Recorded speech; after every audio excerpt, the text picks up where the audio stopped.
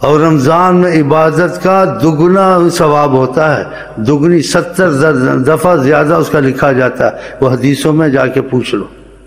تو جس رمضان میں بنسبت اور دنوں کے آپ کو اتنے اضافے کیے جائیں تو پھر وقت سے فائدہ اٹھانا چاہیے کہ ایک موسم تو ملا، ایک بہت بڑی بزنس مل گئی، ایک بہت بڑا تم کو موقع مل گیا اللہ تعالیٰ کے قرب کا۔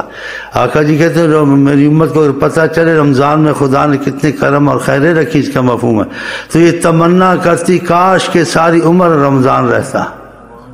اور کہا کہ اللہ والوں نے اگر قبر والوں سے پوچھا جائے تم کیا چاہتے ہو، وہ تم کو کہیں گے دیکھ لینا اگر ایک دن رمضان کام کو مل جائے۔ دیکھا یہ قسمت کی باتیں ہیں۔ یہ نفلیں آپ کو خدا کے قریب کریں گی، یہ نفلیں آپ کو آقا سے تعلق پیدا کریں گی۔ ایک صحابی نے کہا میں آپ کا ساتھ چاہتا ہوں یا رسول اللہ، کہا انی علی کثرت السجود، تم نفل بہت پڑھو خدا تمہارا یہ مسئلہ آسان کر دے گا کہ تم میرے ساتھ رہو گے۔ کتنی بڑی بات ہے، جب کثرت نوافل کرتا ہے تو ایک چیز اصول سے ہمیشگی ہونا، تھوڑا رکھے ہمیشگی کریں، 20 نفر روز 24 گھنٹے کے بعد کو 30 کر دیں، پھر اس کے لیے وقت ضرور نکال۔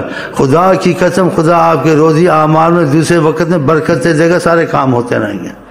لیکن جب انسان کو وسوسہ شیطان رہتا ہے اور بھی کام کرنی ہے، نفل نہیں پڑھنی ہے، اتنا وقت نہیں ہے، اللہ وقت میں وسعت برکت دے گا، اس کی بھی تو کوئی کرامت ہوتی نا، تو اللہ وقت میں وسعت برکت دے گا۔